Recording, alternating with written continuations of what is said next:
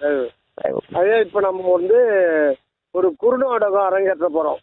ஆமாங்க. இது வந்து ஒரு முக்கியமான நாடகம். ஆ இது கொஞ்சம் பெரிய குழந்தைகள் தாய்மார்களை வச்சு தான் இது படணும். ஆ இதுக்கு சரிங்க. வந்து ஒரு 5 பேர் 6 பேர் கூட நம்ம இது பண்ணிக்கலாம். ஆ மேட்டர் வந்து கரெக்டாக வந்துடணும். ஆ பார்த்து பார்த்து படித்தாலும் பரவாயில்ல. சரிங்க. அது பார்க்காம படித்தா ரொம்ப நல்லது. ஆ பார்த்து படித்தா அதை விட நல்லது. சரிங்க. அது நமக்கு அது பிரச்சனை இல்லை. மேட்டர் கரெக்டாக வந்துடணும். அவங்களுடைய சொந்த டோனில் ஸ்ட்ராங்காக வரணும். சரிங்க. இப்போ அந்த நாடகம் அரங்கேற்ற பண்ணோம். இது ரொம்ப இன்ட்ரெஸ்டிங்காக இருக்கும் நம்புகிறேன். சொல்லுங்க சொல்லுங்க. ஆரம்பிச்சிடலாங்களா? ஆரம்பிங்க. இப்போ ஒரு 2.5 அடி 3 அடியில் நடராஜ பெருமான், அற்பெருஞ்சோதி நடராஜ பெருமானுடைய திருவுருவ சித்திரப்படம் தொங்கிக்கிட்டு இருக்கு செவுத்துல. ஆ ஆ ஒரு வீட்டில் தொங்கிக்கிட்டு இருக்கு. ஆ ஒரு 9வது படிக்கிற பையன், அவங்க வசதியான ஃபேமிலி, ஆ அந்த படத்தை பார்த்துட்டு இருக்கான். ஆ அப்பா இந்த சாமி பேர் என்னப்பா? அப்பா இங்கே வாப்பா, இந்த சாமி பேர் என்னப்பா? இல்லைடா நடராஜ், என்ன இது? அது இந்த பேர், இது சாமி தாண்டா நடராஜர். ஓ, என் பேர் தானே அவருக்கு? நான் எனக்கு ஏன்பா நட்ராஜன் பேர் வச்சிருக்கீங்க, நீங்கள் அவர் நடராஜன் சொல்கிறீங்க? அது உங்கள் அம்மா பண்ண வேலைடா. அந்த பேர் உங்கள் தாத்தா நடராசன், அம்பல நடராசன் பேர் வச்சாரு. உங்கள் அம்மா வந்து அந்த பேர் வந்து செயலாயில்ல, அம்பல் நடராசன் போய் 1ஆம் கிளாஸ் மாற்றிட்டு வந்தாங்க. அப்பா என்னப்பா அது? சரி இந்த சாமி பேர் அதுதானே? ஆமாப்பா, நடராஜர்னு. இந்த கோயில் எங்கேப்பா இருக்கு? இது சிதம்பரம் நடராஜர் அவரோட இதுதான்ப்பா இது அப்படின்னு சொல்கிறார். சரிப்பா, இந்த சாமி எப்போ பாரு எல்லா சாமியும் நான் பார்க்குறேன், நின்றுன்னு இருக்காங்க, இல்லை உட்காந்து இருப்பாங்க. ஆனால் இவர் நின்றுக்கிட்டு ஒரு காலை கீழே குனிக்கிறாரு, ஒரு காலை மேலே தூக்கினுக்கிறாரு. அது ஏன் பாரு? அதுதான்டா அதுதான் நடராஜர். அதுக்கு தான் நடராஜர் பேர். அதான்ப்பா, ஏன் அவர் வந்து கீழே ஒரு காலை ஊனிக்கின்னு மேலே ஒரு காலை தூக்கினுக்கிறாரு? அது என்ன அர்த்தம்? அது தெரியலடா. அது என்னன்னு தெரியல. ஒரு தாத்தாவுக்கு தான் தெரியும். அவர் தான் இந்த இது மாற்றி வச்சாரு. சரிப்பா, அவர் தாத்தா இறந்துட்டாரு. நீ சொல்லுப்பா. எனக்கு தெரியாதுடா. அவங்கள என்னப்பா நீ பட்டையா திருநீர் விட்டுக்கிற, பொட்டெல்லாம் கட்டி வச்சுக்கிற, சிவன் கோயிலுக்கு போய் வர்ற, இது தெரியாது இல்லையா? தெரியாமல் எதுக்கு இங்கே மாட்டி வச்சிருக்கா? இது நான் மாட்டலாம், உங்கள் தாத்தா மாட்டேன்டா. அது அவரு ஞாபகார்த்தமாக தான்டா வச்சுருக்கேன். சமையல் இருந்து சத்தம். என்னடா அது? அங்கே என்ன ஒரே சத்தம் போட்டுக்கிற? படிக்கல? உங்கள் அம்மா வராடா. சமையல் ரூமில் தான் உங்கள் அம்மா வராங்க. என்னடா என்ன விவகாரங்க? என்னங்க என்ன உங்கள்கிட்ட பேசிருக்கிறீங்க? அவன் படிக்கிற நேரத்தில் என்ன பேச்சு உங்களுக்கு? இல்லை அது ஒன்றும் இல்லை. என்ன இன்னும் ஒன்றும் இல்லை. இல்லைடா அது ஒன்றும் இல்லை. நானே சொல்கிறேன். அவன் நடராஜர் படத்துக்கு ஏற்று அவர் ஏன் எப்போ பாரு ஆடின்னு இருக்கிறாரு அந்த மாதிரி இருக்குன்னா, அவர் ஆடிங்கிறதுக்கு என்ன அர்த்தம் அப்படின்னு கேட்குறான் பையன். நல்லதானே கேட்குறான். அதுக்காக தான் சொல்லியிருந்தேன். அவர் ஏன் கீழே ஒரு காலை கீழே ஊனிருக்கிறாரு, ஒரு காலை மேலே ஏன் வச்சுக்கிறாரு? ஏங்க, அவர் ஆடிங்கிறதுக்கு அர்த்தம் ரொம்ப முக்கியமா? அவர் ஆடினா உட்கார்ந்தான்னா உனக்கு அது ரொம்ப முக்கியமாடா? அது தெரிஞ்சுக்கிற உனக்கு சோறு வரப்போதா? உனக்கு வந்து எவ்வளோ பெரிய மெட்ரிகுலேஷன் ஸ்கூலில் கொண்டு போய் சேர்த்துருக்க சிட்டியில் நாங்கள் வந்து ஒரு வருஷத்துக்கு உனக்கு செலவு எவ்வளோ ஆகுது தெரியுமா? காலேஜில் கூட ஒரு செலவாகாது. 3 லட்சம் செலவு பண்ணுறேன். உங்கள் அப்பா ப்ரொஃபஸர் ஆகிறாரு, தமிழ் வாத்தியார் அவர். நான் வந்து ஸ்கூலில் எம்எஸ்சி எம்எட் படிச்சுட்டு ஸ்கூலில் ஹெட்மாஸ்டராக இருக்கேன். உன்னை வந்து பெரிய ஒரு எம்பிபிஎஸ் முடிச்சுட்டு எம்எஸ் அமெரிக்காவில் கொண்டு போய் படிக்க வைக்கிறது நான் பிளான் பண்ணி உன்னை இது பண்ணுறேன். நீ என்ன பண்ணுங்கிறீங்க? வந்து அவர் ஏன் ஆடிக்கிறாரு? அவர் ஆட்டத்துக்கு அர்த்தம் கேட்டுங்கிற நீ? அச்சா, அந்த அர்த்தம் தெரிஞ்சு உனக்கு சோறு வரப்போதா? அது அர்த்தம் தெரிஞ்சு உனக்கு காரு பங்களாலாம் வாங்க முடியுமாடா? நீ படித்து வந்த உடனே ஒரு 50 கோடியில் வந்து நான் வந்து லோன் போட்டு ஹாஸ்பிட்டல் கட்டி நான் அந்த ஊரில் உன்னை பெரிய ஆள் ஆக்கணும்னு பார்த்துனுக்கிறேன். நீ ஒரு ஆட்டுக்கு அட்டத்தை கேட்டுக்கிற அறிவு விட்டவுடனே நீ இப்படியே பண்ணிருக்கிறதுனால தான் இந்த 8ஆம் கிளாஸ் வரையில் ஃபஸ்ட் மார்க் எடுத்துக்கிற. போன டெஸ்ட்டு நீ செகண்ட் மார்க் வந்து சேர்ந்துருக்க. முடியின் படி ஏங்க நீங்கள் போங்க, ஒரு வேலை இல்லையா? மரியாதையாக ஒழுங்காக படித்து கரெக்டான மார்க் எடு. சரி போயிட்டாங்க. பேரா இங்கே வாடா. என்னடா கண்ணு கலங்கின மாதிரி இருக்கு, ஒரு மாதிரி இருக்கிறேன், என்ன கண்ணு கலங்கிக்கிறேன்? ஒன்றும் இல்லை பாட்டிண்ணா. ஏய் நான் பார்த்துருக்கிறேன், நீ இது மாதிரி இருக்க மாட்டேன். இன்னும் கண்ணு கசங்கிருக்கிற, சாயந்தரம் வேலையாயிடுச்சு. சொல்கிறா. ஒன்றும் இல்லை பாட்டி. ஏய் உங்கள் அம்மா மார்க்கெட்டு வரைக்கும் போயிருக்கா, சொல்லு. ஒன்றும் சொல்ல மாட்டாவா? உட்காரு, என்ன சொல்லு. ஒன்றும் இல்லை பாட்டி, காலையில் நடராஜர் இருக்கா இல்லைங்களா, அந்த சாமி கீழே ஒரு காலை ஒன்றுங்கிறாரு, மேலே ஒரு அர்த்தம் தெரியல பாட்டி. அதுதான் அப்பா கிட்ட கேட்டேன்னா அப்பாவுக்கு ஒன்றும் தெரிலன்னு சொல்கிறாரு. அட பாவிகளா, தெரிலன்னா கேட்டு சொல்ல வேண்டியதானே. குழந்தை பேர குழந்தை எவ்வளோ அழகாக கேட்குறான். ஏய் உங்கள் தாத்தா இது தாண்டா சொல்லிட்டு இருப்பாரு அந்த. ஆனால் நான் சொல்லுவேன், பக்கத்து 4 வீடு தள்ளி அருணாச்சல ஐயா அவர் ஃப்ரெண்டு 2 பேரும் உட்காந்து இதை பற்றி ரொம்ப நேரம் பேசணும், நானும் கேட்டு இருப்பேன். ஆனால் அவங்க தாத்தா செத்து 5-6 வருஷம் ஆகி போச்சு. அப்புறம் அவர் வர்றதை நிறுத்திட்டாரு. எனக்கே ஒரு இதாக இருக்கு. சரி இது தெரிஞ்சுக்கணுமா? ஆமாம் பாட்டி. சரி சரி இரு, உங்கள் ஆத்தா வரத்துக்கு கொஞ்சம் நேரம் ஆகும். நான் அருணாச்சல ஐயாக்கிட்ட ஃபோன் பண்ணுறேன். அண்ணே அருணாச்சல அண்ணே. என்னம்மா, என்ன தங்கச்சி? அண்ணே ஃப்ரீயாக இருக்கிறீங்களா? நான் ஓய்வுதாம்மா இருக்கேன். என் ஃப்ரெண்டு இறந்துட்டு எனக்கே ஒரு கை கொஞ்சம் மாதிரி இருக்கு. அப்புறம் வர்றதில்லை. சரிண்ணே, இப்போ ஒரு முக்கியமான வேலைக்கு இது வாண்ணே.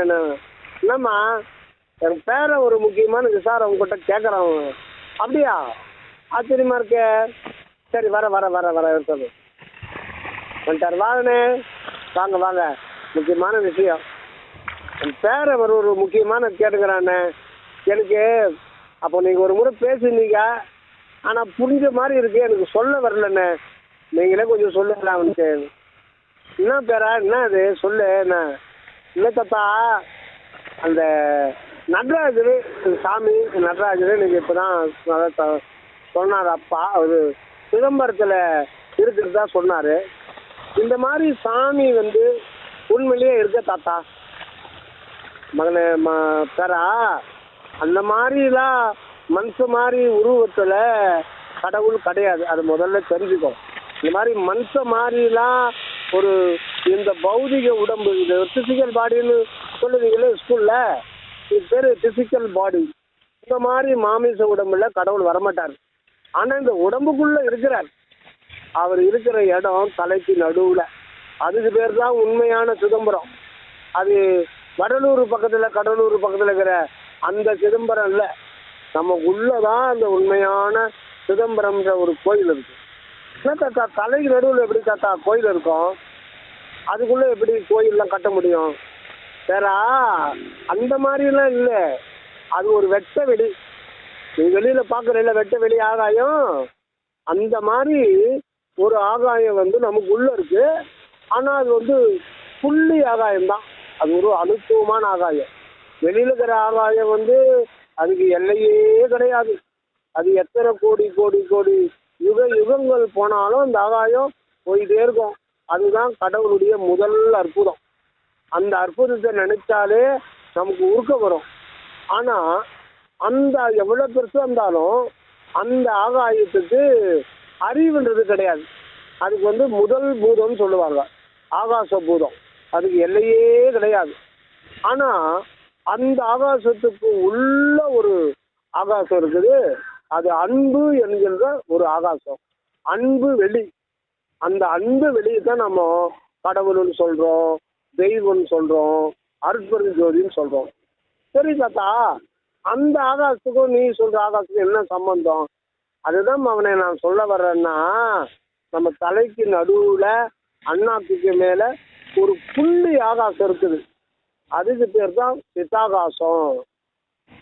சரி தாத்தா, இதுக்கும் அதுக்கு என்ன சம்பந்தம்?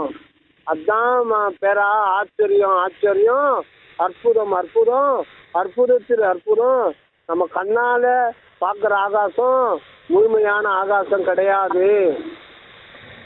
என்ன தாத்தா சொல்றீங்க? பெருசா இருக்கு தாத்தா, மலை மேலே ஏறி பார்த்தா எவ்வளோ பெருசா இருக்கு. அதை தாண்டா சொல்ல வர்றேன் பேரா. நீ மலை மேலே ஏறி பார்த்தா இந்த ஆகாசம் பிரம்மாண்டமா ஒரு குடை மாதிரி தெரியும். ஆனா அடுத்த பூமிக்கு அடுத்த பக்கம் பார்த்தா அங்க குடை மாதிரி தெரியும். அப்போ இது ஒரு பெரிய வட்டம் மாதிரி தெரியும். ஆனா கண்ணுக்கு அவ்வளவுதான் தெரியும். ஆனா இந்த கண்ணால பார்க்குற ஆகாயத்துக்கும் முழுமையான ஆகாயத்துக்கும் என்ன வித்தியாசம்னா, நம்ம இவ்வளவு பெரிய கண்ணால பார்க்கறது பிரம்மாண்டமா தெரியுது. ஆனா அந்த முழுமையான ஆகாசத்துல அது எம்மாத்திரம் அப்படின்னு சொன்னோம்னா, இந்த சமுத்திரம் இருக்கு இல்லையா, இந்த பூமியில இந்த சமுத்திரம் 3/4 பாகம், 3/2 பாகம் சமுத்திரம் தான். அதுல ஒரு டிராப் எடுத்தா எவ்வளவோ அவ்வளவுதான் நீ கண்ணால பாக்குறாங்க. ஐயோ ஐயோ, என்ன பார்த்தா அப்படி சொல்றீங்க? ஆமாம் பேரா, முழுமையான ஆகாசத்துல நீ கண்ணால பார்க்கறது ஒரு சமுதிரத்துல ஒரு டிராப் எவ்வளவோ அவ்வளவுதான். அப்படின்னா அது எவ்வளவு இருக்கும்? ஐயோ ஐயோ, நினைச்சாலே மயக்க வருது தாத்தா. இதெல்லாம் நீங்க சொல்றதெல்லாம் உண்மையா தாத்தா? உண்மையை தான்ப்பா சொல்றேன். அந்த நடராஜருடைய பெருமைய தேவர்களோ முனிவர்களோ முத்தர்களோ எத்தனை கோடி காலம் ஆனாலும் ஓதினாலும் அவருடைய பெருமைய ஓத முடியாது. என்ன தாத்தா சொல்றீங்க? நீங்களே தான் சொல்றீங்களா? இல்ல மகன் பேரா, நான் சொல்லல. உலகெல்லாம் உணர்ந்து ஓதுதற்கு அரியவன், உலகெல்லாம் உணர்ந்து ஓதுதற்கு அரியவன். அரியவன்னா கஷ்டம், முடியாது. அவ்வளவு பெருமை, எல்லையில்லாத பெருமை வாழ்ந்தவர் தான் அந்த அற்பெருஞ்சோதி ஆண்டவர். அவர் சொல்லணும்னா அது ஒரு அன்பு வெளி. இந்த பூர ஆகாசத்துக்கு உள்ளீடா இருக்கிறது தான் எல்லையற்ற எங்கும் நிறைந்த அன்பு வெளி. அதுதான் வள்ளலார் திருவருட்பாவுல இயற்கை உண்மை அப்படின்றார். என்ன தாத்தா எனக்கு புரியல தாத்தா, எனக்கு நல்லா சொல்லு. இயற்கை உண்மைன்றீங்கள, நடராஜன் சொல்லிட்டே வந்தீங்க, அன்பு வெளின்னு சொன்னீங்க, ஓரளவுக்கு புரியுது. இயற்கை உண்மை அப்படின்னு சொல்றீங்களே, எனக்கு புரியலையே தாத்தா. தம்பி, இயற்கையினாலே என்றும் உள்ளதுன்னு தான் அர்த்தம். இயற்கையினாலே என்றும் உள்ளது. உண்மை அப்படின்ற ஒரு வார்த்தை தான் முக்கியமானது தாத்தா. உண்மைன்னா பொய் பேசாது இருத்தல், அதுதானே தாத்தா? இல்லம்மா பேரா, அதுக்கு இதுக்கும் சம்பந்தம் இல்லை. உண்மைன்னா உள் மெய், உள்ளே எல்லாத்துக்கும் உள்ளீடா இருக்கின்ற மெய். மெய் என்ன? சத்தியம், உண்மை. அதுதான், அதான் மெய்ப்பொருள். அது உள்ளீடா, அது மனதுக்கு எட்டாத ஒரு, மனதுல கற்பனை பண்ணி கூட பார்க்க முடியாது ஆண்டவருடைய பெருமை. அதுதான் கற்பனைக்கு கடுகளவும் எட்டாத அப்படின்னு சரவணானந்த சாமி. கடுகளவு கூட கற்பனை பண்ண, எவ்வளவுதான் நீ கற்பனை பண்ணி பண்ணி பார்த்தாலும் கடுகளவு கூட ஆண்டவருடைய உண்மை மனதில புலப்படாது. அப்படியே தாத்தா, இது மாதிரிலாம் இருக்குது இந்த உண்மை. அப்போ எப்படிதான் தாத்தா அறியறது? அதை அறியணும்னா தான் உன் தலைக்கு நடுவில் தான் இருக்குது இயற்கையான ஒரு கோயில். அதுக்கு பேர் தான் சிதம்பரம். அந்த சிதம்பரத்தில் இருக்கிறது தான் நடராஜர். தாத்தா, அப்போ மண்டையை வெட்டி பார்த்தா, ஐயா ரெக்கார்டிங் ஆகுதா? கேக்குது. மண்டையை வெட்டி பார்த்தா அது உள்ள பார்க்க முடியுமா தாத்தா? மண்டையை வெட்டி பார்த்தா மூளை தான் தம்பி வெளியில வரும். அப்போ அப்படின்னா அப்ப இல்லையா? இருக்குது. நீ மண்டையை பொழந்து பார்த்தாலும் அந்த சிதம்பர வெளி தெரியாது. ஆனா அது இருக்கிறது உண்மை. என்ன தாத்தா இது இருக்கிறது உண்மைன்ற, மனதுல கூட பார்க்க முடியாதுன்ற, அப்ப எப்படிதான் அது அறியுறது? ஆமாம் தம்பி, அந்த மனதுக்கு உள்ளவே போய் போய் போய் போய் அந்த மனமே தன்னை இழந்து மெய்யறிவா மாறுகின்ற பொழுது தான் அந்த சிதம்பர வெளிய உணர முடியும். அது ஏன் தாத்தா உணரணும்? நீ அதை உணர்ந்தாதான் உனக்கு பிறப்பு இல்லாத ஒரு மரணமில்லா பெருவாழ்வு கிடைக்கும். என்ன தாத்தா சொல்றீங்க? புதுசா இருக்கு. மனுஷன் பிறந்தா செத்து தானே போனோம்? இல்ல, மனிதன் உண்மையில சாகவே முடியாது, சாக முடியாது. உன்னுடைய இருப்புன்னா அது அறிவு தான். நீ அறிவா இருக்கிற அறிவு தான் சித்துன்றது. அதுதான் சித்து ஆகாசம், சிதாகாசம், சிதம்பரம். ஆமாம் தாத்தா, சிதம்பரம். சிதம்பரம்னா என்ன? அது ரெண்டு சொல்லு இணைச்சிருக்காங்க தமிழ்ல. அந்த காலத்துல 10,000 20,000 30,000 வருடங்களுக்கு முன்னேறி தமிழை உருவாக்கின ஞானிகள் இரண்டு சொல்ல இணைச்சாங்க, சித்து அம்பரம். அம்பரம்னா என்ன தெரியுமா உனக்கு? தெரிஞ்சு தாத்தா. அம்பரம்னா ஆகாசம் தம்பி. ஓ, அம்பரம்னா ஆகாசமா? சரி தாத்தா. சித்துன்னா அறிவு. ஓஹோ, சித்துன்னா அறிவா? அறிவுன்னா அதுதான் கடவுளுடைய அறிவு. அப்போ கடவுளுடைய அறிவுன்னா அதுதான் கருணை, பெருங்கருணை, தனிப்பெருங்கருணை. தனிப்பெருங்கருணைன்றத அருள் உணர்வு தான் கடவுளுடைய அறிவு. அதுதான் சிதாகாசம். அதுதான் அதுக்குள்ள இருக்கிறது தான் நடராஜர். இப்போ நீங்கள் சொல்றத பார்த்தா அங்கே நம்மளை மாதிரி மனுஷன் கிடையாதாங்க. மனுஷன் கிடையாது. அது ஒரு வெட்ட வெளி. அந்த வெட்ட வெளி தான் உள்ளொளி. அந்த உள்ளொளி தான் உண்மையான நடராஜர். நான் தாத்தா திருப்பி குழப்பர்களை உள்ளொளின்றீங்களே. உள்ளொலின்னா அப்போ பார்க்க முடியுமா? இல்லை, நீ அப்படி இல்லாத. இப்போ ஒளி இருக்கு இல்லையா? ஒளி. ஆமாம் இருக்கு தாத்தா. நீ எந்த ஒளியை நீ கண்ணால் பார்க்குற? இந்த உலகத்தில் உனக்கு தெரிஞ்ச ஒளி, மிகப்பெரிய ஒளி எது சொல்லு பார்க்கலாம். மிகப்பெரிய ஒளியா? மிகப்பெரிய ஒளின்னா இந்த சோடியம் லைட்டு, பாதரச லைட்டு ரோட்டில் போகிறது. அதில் தம்பி இயற்கையாக இருக்கிறது.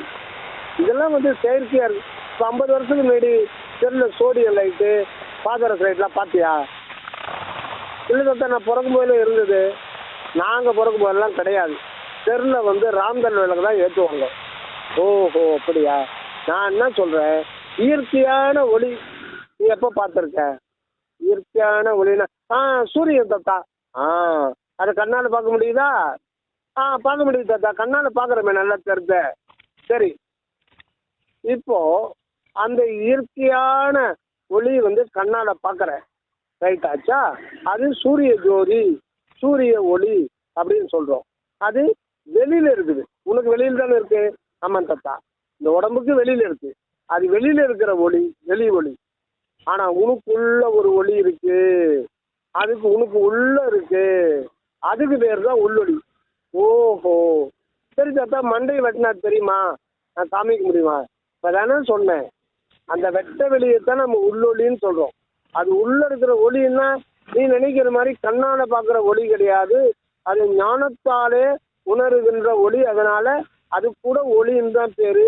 அந்த ஒளிக்கு பேர் தான் இயற்கை உண்மை. அப்படின்னா என்றும் உள்ள சத்திய பொருள். ஓ, கொஞ்சம் புரிஞ்சுக்கிறதுக்கு கஷ்டமாக தான் இருக்கு தாத்தா. நீ புரிஞ்சுக்க தம்பி. கொஞ்ச நாளில் நீ இதை புரிஞ்சுட்ட. சரி, மேட்ருக்கு வாங்க தாத்தா. நீங்கள் நடராஜரை பற்றியே சொல்லலை. அதை தான் தம்பி சொல்லிட்டு இருக்கேன். அந்த உள்ளொளி, அந்த உள்ளொளிக்கு உள்ள ஒரு அது உள்ளொளின்றது தான் அந்த தனிப்பெரும் கருணை என்கின்ற கடவுளுடைய உணர்வு. அந்த தனிப்பெரும் கருணைக்கு எல்லையில்லாத வல்லபமும் எல்லாம் தானே ஆன தன்மையும் எல்லாம் தனக்கே உடையதாக விளங்குது. புரியல தாத்தா? கொஞ்சம் தெளிவாக சொல்லுங்க தம்பி. அந்த உள்ளொளி 3 இயல்புகளை கொண்டது. எல்லாம் வல்லான், எல்லாம் உடையான், எல்லாம் ஆனான். அப்படியே தாத்தா, நீ வெளியில நீ பார்க்குற சூரியன், சந்திரன், பூமி, செடி கொடி, மரம், கடல், ஆறு, நெருப்பு, தீ, உன்னுடைய உடம்பு, என்னுடைய உடம்பு, இந்த உலகத்தில் நீ கண்ணால் என்னென்ன பார்க்குற அண்டத்தில் அது மொத்தமே அந்த உள்ளொளி தான் எல்லாமாய் ஆகிருக்கு. ஓ, அப்படியே தாத்தா. அப்போ சூரியன் கூட கடவுளா? சூரியன் கூட சூரியனை பார்த்து சூரியன் கடவுள்னு சொல்ல முடியாது. ஆனால் கடவுள் இல்லாமல் அந்த சூரியன் ஆகிவிட முடியாது. ஓ, அப்படியா? அந்த சூரியனாகவும் இருக்கிறது கடவுள் தான். ஆனா அந்த கடவுளுடைய ஒரு சிறு சிறு சிறு சிறு கூறு தான் அவ்வளோ பெரிய சூரியனா 1700 கோடி வருஷமா இந்த உலகத்துல சுடர் விடுது. அது போல அனந்தம் கோடி கோடி கோடி சூரியன் ஆனாலும் உனக்கு உள்ள இருக்கிற அந்த உள்ளொளிக்கு ஈடு இணை ஆகாது. ஐயோ தாத்தா, என்ன தாத்தா எனக்கு மயக்கமே வருது. ஆமா, உனக்கு உள்ள இருக்கிற அந்த உள்ளொளி நடராஜருடைய உள்ளொளியாகி அருட்புரிஞ்சு நடராஜருடைய பெருமை இப்போ உனக்கு தெரியுதா? ஆமாம் தாத்தா, புரியுது தாத்தா, புரியுது தாத்தா, இப்போதான் தாத்தா எனக்கு நல்லா புரியுது. ரைட்டு தாத்தா, சரி தாத்தா, அவருக்கு கற்பனைன்னு சொல்றீங்க. ரைட்டு, கற்பனையாக கூட இருக்கட்டும். அந்த கற்பனை இருந்த கால் என் தாத்தா வச்சிருக்காங்க. அது ஒரு ஊனின்னு இருக்கிறாரு, ஒரு கால் ஏன் தைச்சிட்டு இருக்காரு தம்பி, ஒரு கால் ஊனிக்கிட்டு இருக்காரு, ஒரு கால் தைச்சிட்டு இருக்காரு. இது அடுத்த வகுப்பில் நான் சொல்றேன், அடுத்த நாடகத்தில் தொடருவோம். ஒரு கால் ஏன் ஊனிக்கிட்டு இருக்காரு, ஒரு கால் ஏன் தைச்சிட்டு இருக்காரு. இது மிகப்பெரிய தத்துவம். இது கொஞ்சம் நேரம் ஆகும். உங்க அம்மா வர்ற நேரம் இந்த வண்டி சவுண்டு கேட்குது. போ போ போ, இப்போ புக் எடுத்து படிக்கிற மாதிரி பாவனை பண்ணுப்போ. சரி தாத்தா, சரி தாத்தா, ஓடி போயிட்டா. ஆனா போதும்ண்ணா, ரொம்ப மகிழ்ச்சி என்ன சொன்னேன் தங்கச்சி, எனக்கு தான் இப்போ ரொம்ப மகிழ்ச்சி. இவ்வளோ பெரிய ஒரு பக்குவ ஆன்மா கேட்குது, உங்க மருமக இப்படி பண்றாரு, எனக்கு கஷ்டமா இருக்குமா. இந்த பெற்றோர்கள் நினைச்சா எனக்கு கஷ்டமா இருக்கு. அந்த குழந்தை எவ்வளவு பக்குவப்பட்டு அது கேட்குது. அது உங்க மகனுக்கு ஓரளவுக்கு தெரிஞ்சாலும் அப்படி தெரியலன்னா கூகுள்ல போனா எல்லாத்தையும் போட்டு காமிப்பானே, அதையாவது பார்த்து ஓரளவுக்கா சொல்லலாமே. தெரியாதுன்னு சொல்றானே. இல்லைன்னா நீங்க தான் இருக்கிறீங்களே, நீங்க கூகுள்ல போனாலும் இவ்வளவு தெளிவா சொல்ல மாட்டாங்க. இன்னொரு 2-3 முறை வாங்கண்ணா, பையன் அவன் பல பேருக்கு அவன் பெரியவனா வந்தா பல பேருக்கு சொல்லுவானா. இல்லைம்மா, என்னுடைய கடமை தான் தங்கச்சி. நீ அடுத்த முறை எப்போ உங்க பையனும் உங்க மருமகளும் வீட்டில் இல்லாத போது சொல்லுங்க, நான் சொல்லிடுறேன். எனக்கு ரொம்ப இப்போ இன்னைக்கு ரொம்ப திருப்தியா இருக்கு. சரிம்மா, சரி, நான் தான் டீ சாப்பிட்டு போவேன். போட்டோம்மா, டீ சாப்பிட்டு வேணும், டீ சாப்பிட்டே போகிறேன், உனக்கு திருப்தியாக இருக்கும். சரிங்கம்மா, க்ளோஸ் பண்ணிடு. சரி, அற்பெருஞ்சோதி அற்பெருஞ்சோதி நடராஜர் வாழ்க வாழ்க. அற்பெருஞ்சோதி நடராஜ பெருமான் வாழ்க வாழ்க வாழ்க. அற்பெரும் ஜோதி, அற்பெரும் ஜோதி, தனிப்பெரும் கருணை, அற்பெரும் ஜோதி. தயவையா தயவு. அற்பெருஞ்சோதி அற்பெருஞ்சோதி, தனிப்பெரும் கருணை, அருட்பெருஞ்சோதி. திருச்சிற்றம்பலம்.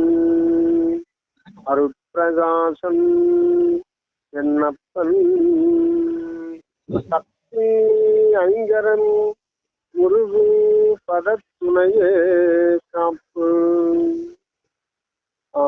இப்போ நடராஜ நிபுணம், நடராஜ ரகசியம், நடராஜ விளக்கம், குருநாடகம் பாகம் 2.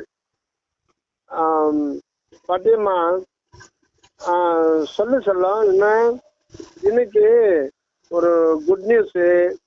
அம்மா இன்னைக்கு ஞாயிற்றுக்கிழமை அம்மா இந்த எச்எம்கெல்லாம் மீட்டிங்னு சொல்லிட்டு போயிட்டாங்க. அவங்க சாயந்தரத்துக்கு தான் வருவாங்க. அது இல்லாமல் அப்பா கூட ஏதோ காலேஜில் ஒரு நிகழ்ச்சி இருக்குன்னு சொல்லிட்டு அப்பாவும் போயிட்டாங்க. அதனால இன்னைக்கு நீங்கள் அந்த 2வது பாகம் முடிச்சு கொடுத்துருங்க பாட்டு. எனக்கு ரொம்ப ஆர்வமாக இருக்கு. அதான் நடராஜ பெருமான் ஒரு காலை கீழே ஊன்றி கொண்டும் ஒரு காலை மேலே தூக்கி கொண்டு மாடுறாரு. இதுக்கு என்ன காரணன்றது என்னுடைய இதுக்கு ஏற்ற மாதிரி கொஞ்சம் எளிமையா தெளிவா புரிஞ்சுக்கிற மாதிரி விளக்கம் கொடு பாட்டியம்மா. அது இல்லாம அவர் ஏன் நடனம் விடணும்?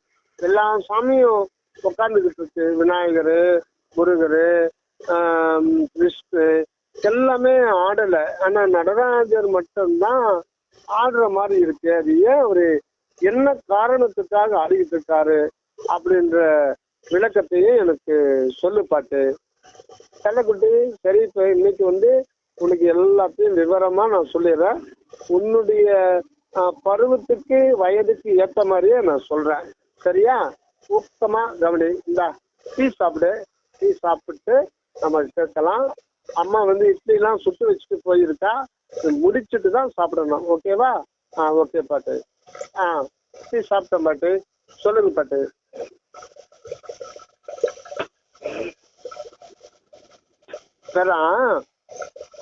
எல்லாம் இப்போ திருவடி அப்படின்னா என்னன்னு முதல்ல புரிஞ்சுக்கணும்.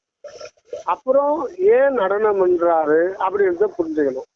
இந்த திருவடின்னா என்ன? அப்போ நடராஜ பெருமானுக்கு மனுஷனுக்கு மாதிரியே 2 திருவடி இருக்கான்னா நான் ஏற்கனவே போன ஞாயிற்றுக்கிழமை சொன்னேன். மனிதனுக்கு மாதிரி இருக்கிறதுலாம் கிடையாது. இது ஒரு தத்துவத்தை அப்படியே மனித உருவில வடிவமைச்சு அந்த சைவ சித்தாந்தத்துல சத்திய ஞானிகள் நமக்கு கொடுத்துருக்காங்க. இப்படி கொடுக்க போதுதான் நம்ம நல்லா புரிஞ்சிக்க முடியும், இல்லைன்னா புரிஞ்சிக்க முடியாது. அதனால மனித வடிவில கொடுத்துருக்காங்க. இப்ப திருவடின்னா என்ன அப்படின்றத முதல்ல பார்த்துட்டு அப்புறம் ஏன் நடனம் செய்யறாரு அப்படின்றத அப்புறம் பார்க்கலாம். அதுக்கப்புறம் 3வது ஸ்டேஜ்ல தான் ஒரு காலை ஏன் கீழே ஊன்றிக்கிட்டு ஒரு காலை மேல தூக்கிட்டு இருக்காரு. அப்போ 3 ஸ்டெப்பா நாம போவோம். அப்போதான் உங்களுக்கு நல்லா புரியும். இப்ப திருவடின்னா என்ன? இப்போ ஒரு மனிதன் எடுத்துக்கிட்டா மேல இருக்கிறது முடின்னு சொல்லுவாங்க, காலு அடின்னு சொல்லுவாங்க.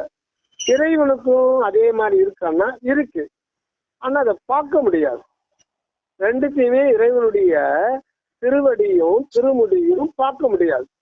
இதுக்கு சைவத்துல ஒரு கதை சொல்லுவாங்க, அதை நான் அப்புறம் சொல்றேன், சுருக்கமா சொல்றேன். அதாவது இறைவனுடைய நடராஜ பெருமானுடைய திருவடியை திருமுடியை யாராலும் தரிசிக்க முடியாது. அது தேவரானாலும் சரி, மூவரானாலும் சரி, இந்திரர்கள் ஆனாலும் சரி, யாராலும் முடியாது. என்ன பாட்டி அப்படி சொல்றீங்க?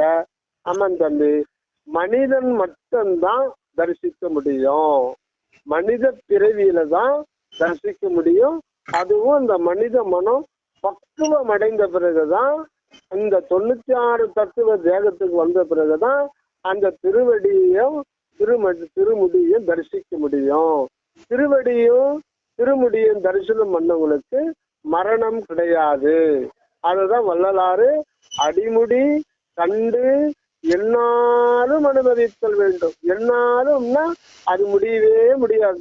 எத்தனை கோடி கோடி கோடி கோடி யுகங்கள் ஆனாலும் அந்த திருமுடி தரிசனத்தையும் திருவடி தரிசனம் பண்ணிட்டா அங்க பெருஞ்சுகம், எல்லையற்ற பெருஞ்சுகத்துல அந்த மனிதன் எக்காலம் வாழ்ந்துகிட்டே இருப்பான்.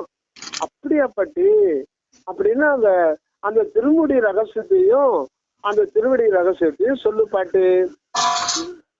எல்லாம் திருமுடி அப்படின்னா நாம நினைக்கிற மாதிரி மனிதனுக்கு இருக்கிற மாதிரியும் கிடையாது. திருவடின்னா மனிதனுக்கு இருக்கிற மாதிரி காலு அதுல 5 விரல் அது கிடையாது. ஆனா அதுல ஒரு தத்துவம் இருக்கு, அதை நான் சொல்றேன்.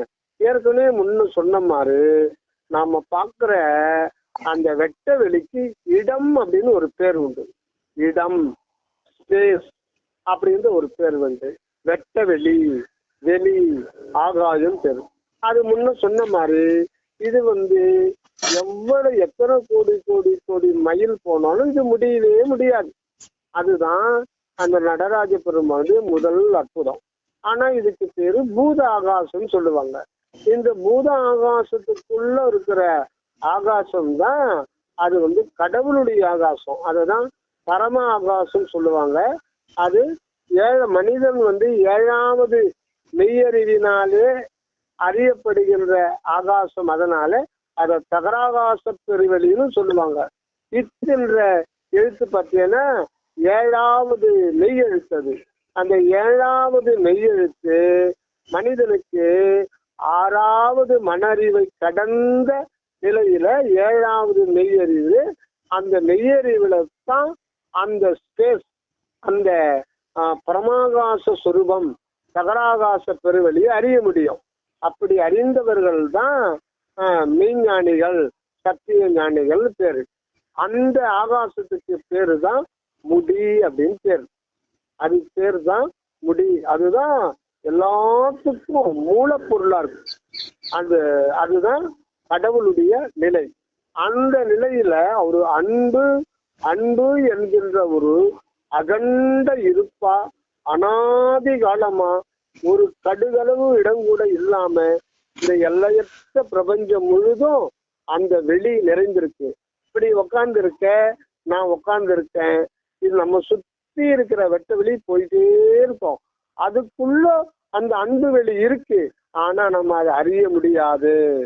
எப்போ அறிய முடியும்னா நம்ம புருவ மத்தியில கவனம் வச்சு தலைக்கு நடுவுல நம்முடைய கவனத்தை குவித்து செலுத்தி அந்த உணர்வு என்ற புள்ளியில நாட்டத்தை வச்சு வச்சு வச்சு வச்சு பழகும் போது இந்த உணர்வு புள்ளியானது அதுல கனெக்ட் ஆகி விட்டுரும். இதுல இருந்து அது கனெக்ட் ஆயிடும். ஏன்னா இந்த உணர்வு தான் அந்த நடராஜ பெருமானா வர்றார். எல்லாமே அந்த உள் உணர்வுல எல்லாம் அடங்கிறது. இப்ப இந்த உள் உணர்வு நிலையைத்தான் திருவடின்னு சொல்றோம். அப்போ திருமுடின்னா இயற்கை உண்மை, கடவுளுடைய அன்பு இருப்பு. அந்த அன்பு இருப்பு தான் அகண்டமா இருக்கு, அதுக்கு பேர் திருமுடி. ஆனா அந்த இடத்துல அந்த அன்பு கடவுளுக்கு அனுபவம் கிடையாது. அதுதான் கடவுளுக்கு பிரச்சனைன்னு கூட சொல்லலாம். அது பெண்டிங்லயே இருக்கு. அந்த அன்பு அனுபவ ரீதியா வாழ்வு நிலைக்கு கடவுள் வரார். ஆக அந்த அன்பு இருப்பு என்பது அருள் உணர்வு ஒரு சிறு அணுத்துவமான ஒரு வடிவம் கொள்ளுகின்றார். அந்த வடிவம் தான் நம்ம மண்டைக்குள்ள இருக்குது. அதுக்கு பேர் தான் உள் உணர்வு நிலை. அதுதான் அருள் உணர்வு. அது ஒரு ஆகாசம், அது அருட்பெருவெளி, அதுதான் கடவுளுடைய திருவடி. அதைத்தான் வள்ளலாறு தனிப்பெரும் கருணை. இந்த தனிப்பெரும் கருணை என்றது என்னன்னா அந்த அன்பு இருப்பாகிய கடவுளுக்கு அருள் உணர்வு நிலை. அப்ப இருப்பு நிலையிலிருந்து இருப்பு நிலையா இருப்பது கடவுளுடைய திருமுடி. அவரு அனுபவத்துக்காக வர்றது நம் தலைக்கு நடுவுல ஒரு புள்ளி. அந்த புள்ளி கூட என்னன்னு சொல்லணும்னா, இப்ப ஒரு குண்டூசி இருக்கு இல்லையா, அந்த குண்டூசிக்கு மேல ஒரு 10,000 20,000 உணர்வு புள்ளிய வைக்கலாம். ஆனா அது ஒரு புள்ளி தான். அப்படின்னா அது எவ்வளவு சின்னதுன்னு பார்த்துட்டார். அணுவை விட அணுத்துவமானது. அதுதான் மணிவாசக பெருமான் நோக்கரிய நோக்கே நுணுக்கரிய நுண்ணுணர்வு என்றார். அது மிக மிக நுண்ணிய உணர்வு தான். ஆனாலும் அந்த நுண்ணுணர்வு நிலையில அந்த திருமுடியினுடைய உண்மை அப்படியே முழுசா பூரணமா அடங்கி அந்த இருப்பே இங்கு உணர்வு அனுபவத்துக்கு வந்துடுது.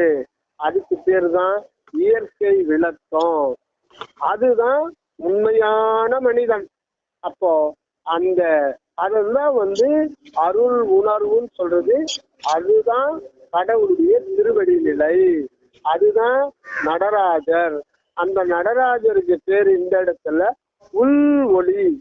உள்ளொளி தான் உண்மையான நடராஜர் வள்ளலார்.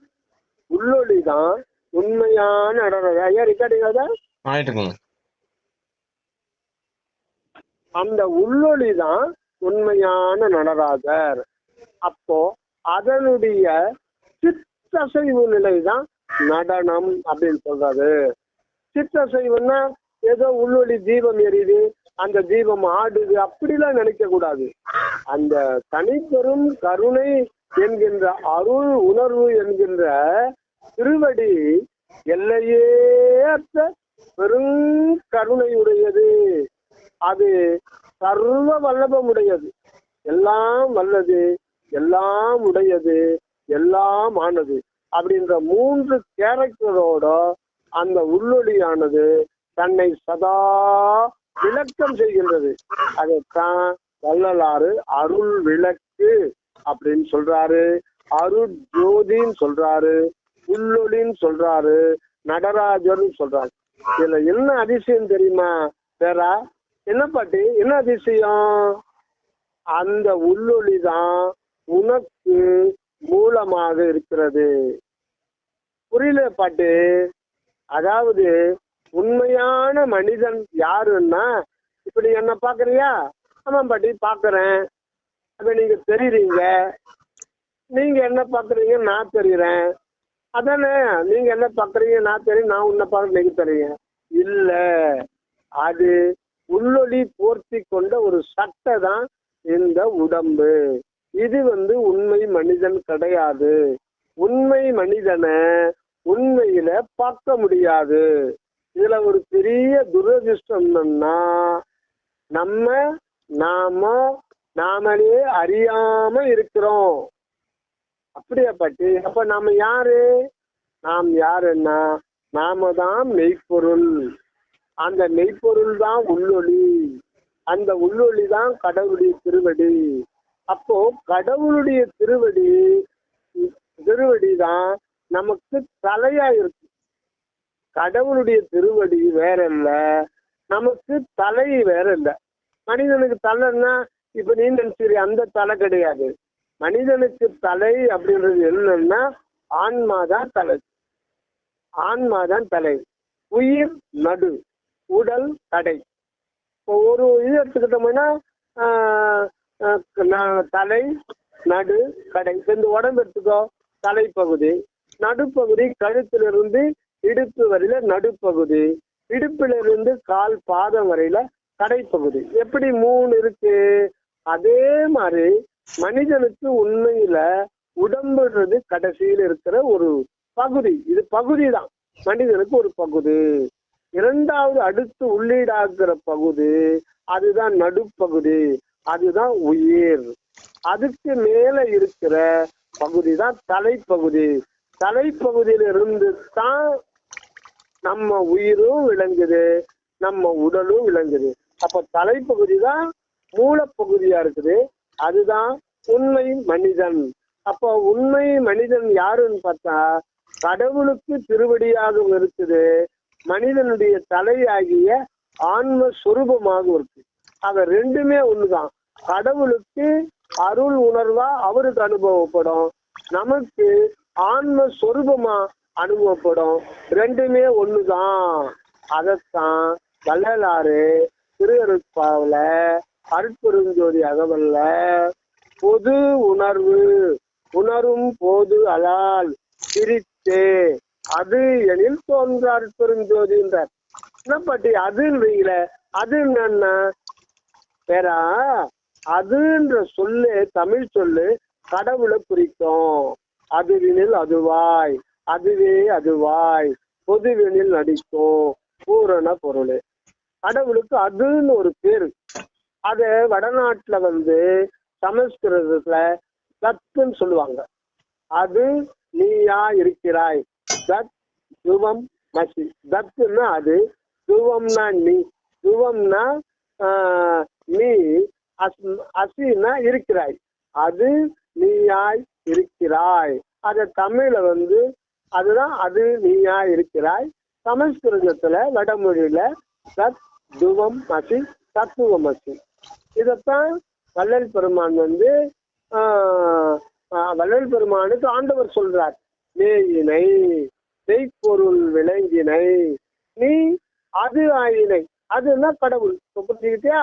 அப்ப அதுனாலே அதுவினுள் அதுவாய், அதுவே அதுவாய், பொதுவெளியில் நடிக்கும் பூரண பொருள். அது அப்படின்னாலே இந்த இடத்துல உள்ளொளியத்தான் குறிக்கும், கடவுளை குறிக்கும். அதுதான் நீ நமக்கு நாம அனுபவப்படும், கடவுளுக்கு அவராக அனுபவப்படும். இப்ப புரிஞ்சுக்கிட்டு இருப்பேன்னு நினைக்கிறேன். ஆக கடவுளுடைய திருவடி நிலை வேறு அல்ல, மனிதனுடைய மூல சுரூபம் உண்மை மனிதன் வேறு அல்ல. அப்ப தலைக்கு நடுவுல ஒரு அணு வடிவமா அந்த அணு வடிவத்துக்கு பேரு அருட்பெருஞ்சோதி அணு. அதுதான் திருவடி. இப்ப புரிஞ்சுக்கிட்டியா? திருவடி. இந்த திருவடிய உள்ளபடி அனுபவபூர்வமா உணர்ந்தவனுக்கு மரணம் இல்லை. இத 2000 வருஷத்துக்கு முன்னாடியே திருவள்ளுவர் சொல்லிட்டார். மலர் மிசை ஏகினான் மானடி சேர்ந்தார் நிலமிசை நீடு வாழ்வார் அடின்னு சொல்றார் சார். மலர் மிசை ஏகினான் மான் அடி சேர்ந்தார் நிலமிசை நீடு வாழ்வார். நீடு வாழ்வார்னா மரணமே இல்லாத வாழ்வாங்க. அதனால்தான் வள்ளல் பெருமான் அந்த காலத்திலேயே சொன்னாரு, திருக்குறளில் முதல் அதிகாரத்தில் சாகா கல்வியை பற்றி சொல்லி இருக்கிறது, அதை ஊன்றி கவனிக்கவும் அப்படின்னு சொன்னார். அப்போ அந்த காலத்துல அப்புறம் தனக்குவமை இல்லாதான் தாள் சேர்ந்தார் கல்லால் மனக்கவலை மாற்றல் அறிவு. அப்ப தாள் அடி அப்படின்னு சொன்னாங்க. ஆனா இந்த விளக்கத்தை பகிரங்கமா எல்லோரும் அறிந்து கொள்ளும்படி இந்த திருவடி உண்மைய இதுவரையில எந்த சத்திய ஞானிகளும் வெளிப்படையா சொல்லல. ஆனா அவங்களுக்கு தெரியும். ஆனா நம்ம மாதிரி பாமரர்கள் புரிஞ்சுக்கிற மாதிரி சொன்னது யாருன்னா வள்ளலார். அந்த வள்ளல் பெருமான் சொன்னது கூட நம்ம மண்டைக்கு ஏறாது. அதனால வள்ளல் பெருமான் இன்னொரு ஆன்மாவுல புகுந்து அந்த ஆன்மாவை தன்மயமா மாத்திக்கிட்டு இவ்வளோ விளக்கத்தை சொல்றாரு. அந்த புண்ணிய ஆன்மா, அந்த புண்ணிய மகான் யாருன்னா திண்டுக்கல் சுவாமி சரவணானந்தா. அப்படியா பாட்டி? ஆமா, அவர் புத்தகத்துல நான் படித்தேன். அதனால்தான் இவ்வளவு விளக்கத்தை ஆடு மேய்க்கிற சிறுவன் கூட, பள்ளிக்கூடம் போகாத சிறுவன் கூட தெரிஞ்சுக்கலாம். அதை கூட வள்ளல் பெருமான் சொல்றார், முனை பள்ளி பயிர்த்தாது என்றனை கல்வி பயிர்த்து முழுதுணர் வித்து உடற்பழுதலாம் தவிர்த்து எனை பள்ளி எழுப்பிய அருட்பெருஞ்சோதி என்ன அப்பனே பள்ளி எழுந்தருள்வாயே. முனை பள்ளி பயிர்த்தாது, என்னை பள்ளிக்கூடத்துக்கே அனுப்பல. எனக்கு பள்ளிக்கூடம் எந்த பக்கமே தெரியாது. என்னை பள்ளிக்கூடத்தை அனுப்புறதுக்கு எங்க அப்பா நடராஜருக்கு, திருச்சித்தம்பல தந்தையாருக்கு விருப்பம் இல்லை. எனக்கு கல்வி பயிர்த்தாரு, எனக்கு உள்ளொளியா இருந்து, எனக்கு தானே ஆசிரியராக இருந்து எனக்கு கல்வி பயிற்றினாரு அப்படின்னு ஒரு திருப்பள்ளி வச்சு ஒரு பாட்டு பாடுறாரு. என்ன கல்வி? சாகாத கல்வி எனக்கு பயிற்சித்தார். சரி, இப்போ திருவடியை பத்தி நீ தெரிஞ்சுக்கிட்ட. இப்போ கடவுளுடைய திருவடி ஒண்ணுதான். ஆனா நடராஜ பெருமானுக்கு 2 திருவடியா காட்டுறாங்க, மனுஷனுக்கு இருக்கிற மாதிரி. இதுக்கு என்ன அர்த்தம் பாட்டு? ஒரு திருவடி தான் சொன்னீங்க திருவடி இல்லைன்ட்டு. ஆனா மனுஷன் உருவத்துல கொண்டு வரும்போது அது 2 திருவடியா இருக்குது. இப்ப இதுக்கு என்ன சொல்ல போறீங்க அப்படி அவர் ஏன் டான்ஸ் ஆடுறார்? இதையும் சொல்லுங்க பாட்டு. நல்ல மகனே சொல்லக்குட்டி, அற்புதமான கேள்வி கேட்ட. இந்த கேள்வி கேட்டது நான் எவ்வளவு சந்தோஷமா இருக்கிறேன்னு தெரியுமா? உங்க தாத்தா இல்லைன்ற குறையே எனக்கு போச்சு. உன்னை பார்த்தா தாத்தாவை பார்க்கற மாதிரியே இருக்கு சொல்லக்குட்டி. இப்போ கேட்கற, இன்னும் கொஞ்ச நேரம் பொறுமையா இருந்து கேட்டுட்டு அப்புறம் இட்லி சாப்பிடப்போ. சீக்கிரம் நான் இதை முடிச்சிடுறேன். இப்போ ஐயா ரெக்கார்டிங் ஆயிட்டுருக்கா? சரி. இப்போ நடராஜ வள்ளல் கீழே ஒரு காலை ஊன்றிக்கிட்டு இருக்காரு, ஒரு காலை தூக்கிட்டு நடனம் ஆடுறாரு. இதுக்கு என்ன அர்த்தம் தெரியுமா? சொல்லுங்க பாட்டி, அதான் கேட்கிறேன். ஊன்றிய திருவடி தூக்கிய திருவடின்னு பேரு. இத பத்தி விளக்கணும்னா ஒரே வார்த்தையில வள்ளலார் சொல்லிட்டார். ஒரே வார்த்தை. அந்த வார்த்தை என்ன சொல்ல முடியுமா உன்னால? எனக்கு எங்க பாட்டி தெரியும், நீ ஏன் சொல்லு பாட்டி. அருட்பெருஞ்சோதி, அவ்வளவுதான். அருட்பெருஞ்சோதியை பிரிக்க முடியுமா? பிரிக்கலாம் பாட்டி. அருட்பெருஞ்சோதி அப்படி பிரிக்க கூடாது. அருள் பெருஞ்சோதி அப்படின்னு நாம தான் பிரிக்கணுமே தவிர அருட்பெருஞ்சோதி பிரியாது. ஆனா வார்த்தையில பிரிக்கணும். பிரிச்சு பார்த்தாதான் அதனுடைய அர்த்தம் நமக்கு தெளிவா தெரியும். ஆனா ஒண்ணு மட்டும் மனசுல வச்சுக்க, அருட்பெருஞ்சோதியை வார்த்தையில தான் பிரிக்கணுமே தவிர அவர் உண்மையில பிரிக்க முடியாது. அதே மாதிரிதான் 2 திருவடியும் ஒண்ணுதான். ஆனா நாம தெரிஞ்சுக்கணும்ன்றதுக்காக 2ஆ விளங்குது. அது என்ன பாட்டி? சொல்லுங்க பாட்டி. அவசரப்படாத, பொறுமையா கேளு. அருள் அப்படின்றது ஒரு திருவடி, பெருஞ்சோதின்றது ஒரு திருவடி. பாட்டி ஒன்னும் புரியலையா பாட்டி? கொஞ்சம் கவனமா கேளு. நான் ஏற்கனவே என்ன சொன்னேன், நம்ம தலைக்கு நடுவுல அந்த திருவடி தான் உள்ளொளியா இருக்குது. அதுதான் நடராஜ பெருமான், அதுதான் கடவுளுடைய திருவடி, அதுதான் உண்மை மனிதனா இருக்கு. நம்முடைய மூல நிலையும் அதுதான் சொல்ற. அதுக்கு பேர் தான், அந்த உள்ளொளி நிலைக்கு பேர் தான் அருள்.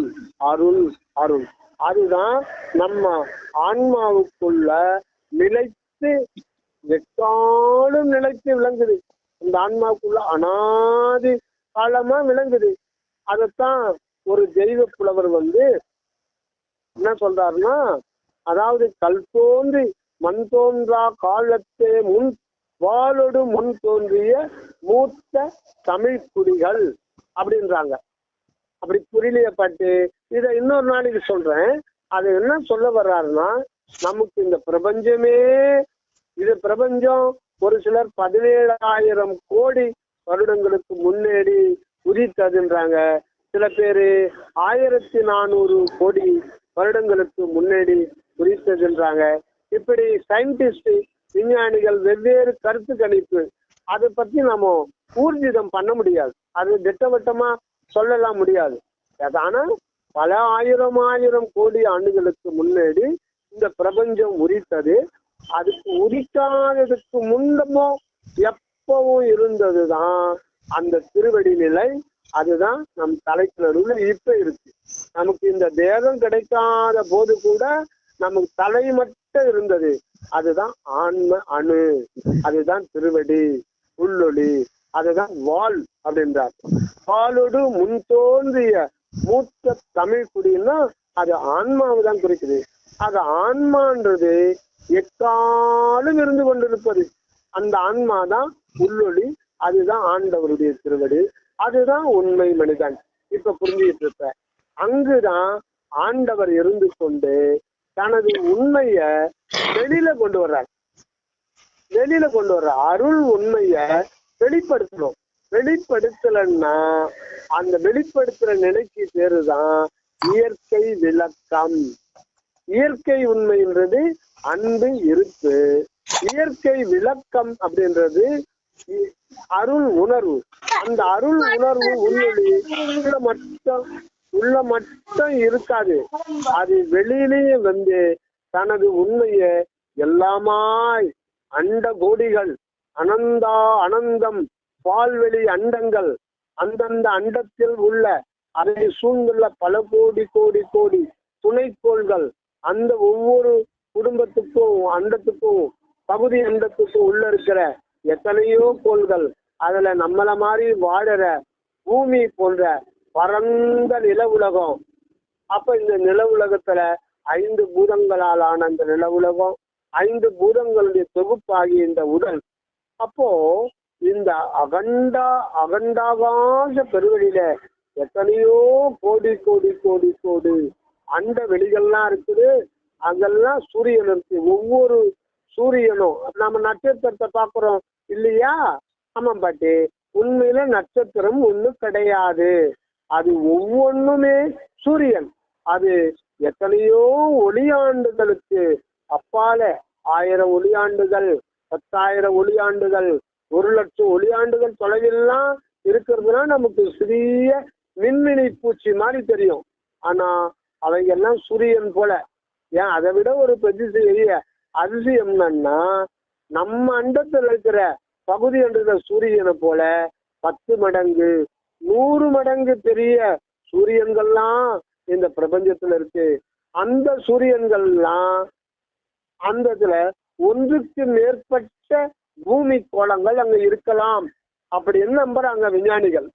அப்போ இது எல்லாம் எங்கிருந்து வெளிப்பட்டதுன்னா அந்த உள்ளொளியிலிருந்து வெளிப்பட்ட பெருஞ்சோதி. இந்த பெருஞ்சோதிக்கு பேரு தான் மகா பிரபஞ்சம். பாட்டி புரியலையா பாட்டு?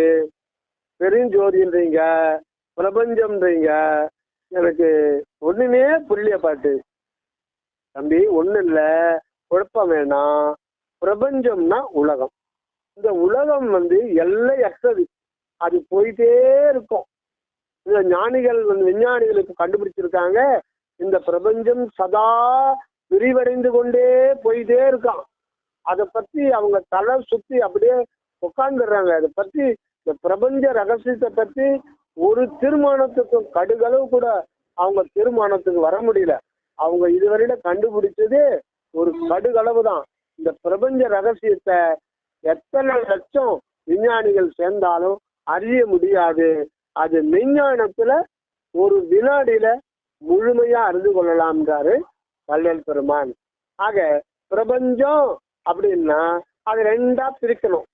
பிற பஞ்சம், பிரகலாதன் அப்படின்னு சொல்றோம் இல்லையா. பிற என்ன பற்றி? பிற அப்படின்னா தெய்வீகமான, பஞ்சம் அப்படின்னா 5, தெய்வீகமான 5. அதுக்கு என்ன அர்த்தம்னா, இந்த உலகம் பஞ்சபூதங்களால் ஆனது. நிலம், நீர், நெருப்பு, காற்று, ஆகாயம். ஆனா உண்மையில ஆகாயம்தான் முதல். ஆகாயத்திலிருந்து காற்று வந்தது, காற்றிலிருந்து நெருப்பு வந்தது, நெருப்பிலிருந்து நீர் வந்தது, நீரிலிருந்து இந்த நில உலகம் வந்தது. கட்டாயிச்சா? இருக்கீங்க, கேக்குறேங்க. ஓகே. ஆக இதுக்கு பேர் பிரபஞ்சம் அல்லது உலகம். பல கோடி கோடி கோடி உலகமெல்லாம் ஆனதுதான் இந்த பிரபஞ்சம். சரி பாட்டு, இந்த பிரபஞ்சம்ன்றீங்க, அப்புறம் பெருஞ்சோதின்னு சொல்றீங்க. அருட்பெருஞ்சோதி அருளை பத்தி சொல்றீங்க, அது ஊன்றிய திருவடின்னு சொல்றீங்க. இந்த பெருஞ்சோதின்னா என்ன? சூரியன் போல பெருஞ்சோதியா? அப்ப அருட்பெருஞ்சோதின்னா சூரியன் போல கோடி கோடி கோடி பங்கு அதிகமான பிரகாசமுடைய பெருஞ்சோதியா பாட்டு? ஆமா, அப்படியே வச்சுக்கலாம். ஆனாலும் அதை நீ கண்ணால பார்க்க முடியாது. நான் பாட்டி குழப்பறீங்களே, ஒண்ணுமே புரிய மாட்டேங்குது. பெருஞ்சோதி அப்படின்னு சொல்றீங்க, ஆனா கண்ணால பார்க்க முடியாதுங்களே. ஆமா, அதுக்கு பேர் தான் தூக்கிய திருவடி. இந்த தூக்கிய திருவடியை கூட உன்னால கண்ணால பார்க்க முடியாது. ஞானிகளுக்கு மட்டும்தான் மெய்ஞானம் என்ற கண்ணால அந்த ஜோதி வடிவம் உணர்வுல தெரியும். கண்ணுக்கு தெரியாது, உணர்வுல தெரியும். ஆனா நமக்கு எப்படி தெரியும் பாட்டு? நமக்கு எப்படி தெரியும்னா, அந்த ஆண்டவர் அந்த உள்ளொளி, அந்த அருளை 5ஆய் புறத்துல விரிக்கிறார். 5ஆய் விரிந்தான். புறத்துல வரும்போது அது அகத்துல அப்படியே தான் இருக்கும். அங்கிருந்து புறத்துல வெளிவரும்போது, உலகத்துல வெளிபோது 5ஆ வருது. அது என்ன பற்றி 5? ஒரு சக்தி, கிரியா சக்தி, ஞான சக்தி, யோக சக்தி, அருட்சக்தி. இந்த 5 சக்தியா விரியும் போதுதான் இந்த இயற்கை விளக்கம் உண்மை விளங்க ஆரம்பிக்குது. இந்த பிரபஞ்சமா விளங்க ஆரம்பிக்குது.